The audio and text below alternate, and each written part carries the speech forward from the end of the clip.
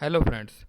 आज की वीडियो में आपको बताऊंगा कि किस तरह आप अपने फील्ड रिसाइकल बीन को ऑटोमेटिकली क्लीन कर सकते हैं। कैसे आप अपने सिस्टम को शेड्यूल कर सकते हैं कि वो ऑटोमेटिकली आपके रिसाइकल बीन को एम्प्टी कर दे। इसकी ज़रूरत अक्सर वहाँ पड़ती है जहाँ पर आप बहुत ज़्यादा फाइल्स के साथ काम करते हैं, या फिर ऑफिस में जहाँ पर आईटी डिपार्टमेंट के लोगों को बहुत सारे लैपटॉप्स अपने ऑफिस के एम्प्लॉयज़ को देने पड़ते। तो वो हर एक का सिस्टम बार बार जाकर चेक करना उनके लिए अक्सर पॉसिबल नहीं होता। और कोविड में जहाँ पर वर्क फ्रॉम होम की आपको सहूलत मिली है, तो वहाँ पर आईटी गाइस बार बार लोगों को अपने ऑफिस में बुलाकर या किसी को कहीं और बुलाकर उनके सिस्टम को क्लीन अप नहीं कर सकते। तो ये उसके लिए एक तरीका है कि आप रिसाइकल बिन को एक शेड्यूल टाइम के ऊपर एम्प्टी कर सकते हैं। तो इसके लिए आपको कुछ ज़्यादा करने की ज़रूरत नहीं है। सिंपल विंडोज़ 10 का ये फीचर है जिसको आप यूज़ कर सकते हैं। तो उसके लिए आपने करना क्या है, सबसे पहले स्टार्ट बटन के ऊपर क्लिक करना है और सेटिंग्स के अंदर जाना है।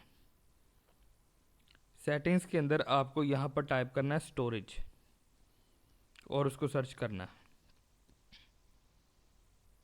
और स्टोरेज सेटिंग्स के अंदर चले जाना।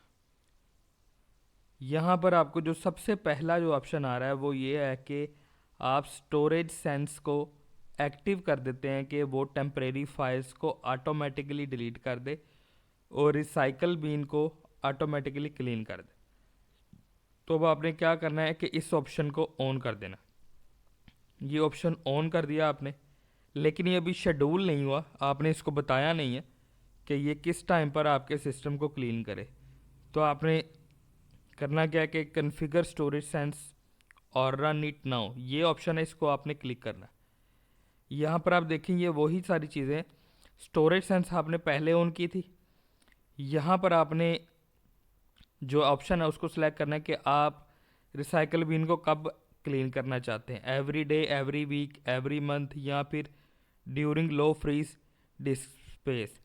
ये वाली ऑप्शन बाय डिफ़ॉल्ट ऑन होती है। अगर आप यहाँ पर किसी एक स्पेसिफिक डे के ऊपर ऑन करना चाहते हैं तो आप वो कर सकते हैं। यहाँ पर मैं एवरी मंथ कर देता हूँ ताकि हर महीने के बाद आज के ही डेट को, यानी आज अगर एक डेट है तो नेक्स्ट मंथ इसी डेट को वो चीज़ ऑन हो जाएगी। अब ये देखें मेरे पास स्टोरेज सेटिंग का नोटिफिकेशन भी आ गया विंडोज़ 10 के अंदर कि आपने स्टोरेज सेटिंग को इनेबल किया। नीचे अब आपको एक और ऑप्शन नज़र आ रही है वो टेम्परेरी फाइल्स की। ये टेम्प फाइल्स है, ये भी बाय डिफ़ॉल्ट ऑन हो जाती है। अगर आपकी नहीं हुई तो आपने इस चेक बॉक्स को ऑन कर देना। यहाँ पर आपने सेलेक्ट करना है कि आप कब टेम्परेरी फाइल्स को डिलीट करना चाहते हैं। बाय डिफ़ॉल्ट 30 डेज़ आता है, आप अपनी मर्ज़ी से नेवर या 1 डे या 14 डेज़ या किसी भी दिन, जो भी ऑप्शन आपके पास अवेलेबल हैं उनमें से आप किसी एक ऑप्शन को सिलेक्ट करना कर सकते हैं। यहाँ पर एक और चीज़ है कि डाउनलोड्स का जो फोल्डर है उसमें से भी आप फाइल्स डिलीट कर सकते हैं। यहाँ पर मुझे क्योंकि डाउनलोड के फोल्डर्स में अक्सर फाइल्स की ज़रूरत पड़ती है तो मैं रखूँगा इसको नेवर।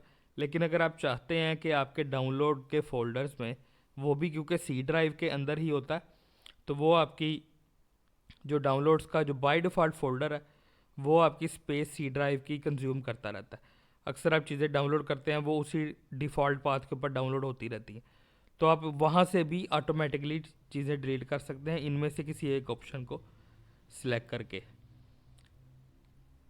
नीचे है कि वन ड्राइव का जो लोकल फोल्डर आपके सिस्टम के अंदर इंस्टॉल है आप उसको भी क्लीन कर सकते हैं, लेकिन इसकी हमें ज़रूरत नहीं है। अगर जैसे ही मैं यहाँ पर क्लीन अप करूँगा ये पहली दफ़ा मेरा ऑप्शन रन हो जाएगा। फिर ये हर 30 डेज़ को, या जो भी आपने टाइम शेड्यूल किया है उसके ऊपर जाकर ये दोबारा से रन होगा। फॉर एग्ज़ाम्पल आज के दिन अगर मैंने इसको क्लीन किया और मैंने इसको सेट किया 30 डेज़ के बाद दोबारा क्लीन करे, तो ये क्या करेगा कि 30 डेज़ के बाद दोबारा से खुद ही रन हो जाएगा। बस इसमें आपने एक चीज़ का ख्याल रखना है कि अगर आपके सिस्टम के ऊपर विंडोज़ दोबारा होगी तो जाहिर सी बात है ये दोबारा ऑप्शंस बाय डिफ़ॉल्ट जो पोजीशंस हैं उसके ऊपर होंगे और ये ऑप्शन डिसेबल होगी। तो आपको इसको दोबारा ऑन करना है। अगर आपका सेम ऑपरेटिंग सिस्टम चल रहा है तो ये आपके शेड्यूल टाइम के ऊपर आपकी सारी टेम्परेरी फाइल्स को इन ऑप्शंस की मदद से आप डिलीट कर सकते हैं और अपने रिसाइकल बीन का जो फोल्डर है उसको भी आप एम्प्टी कर सकते हैं। तो ये एक वीडियो थी। उम्मीद है कि आज की वीडियो से आपको कुछ सीखने को मिला होगा। अगर आप मेरी इसी तरह की वीडियोस देखना चाहते हैं तो मेरे चैनल को सब्सक्राइब करें और बेल के बटन को भी दबा दें ताकि मेरी आने वाली सारी वीडियोस सबसे पहले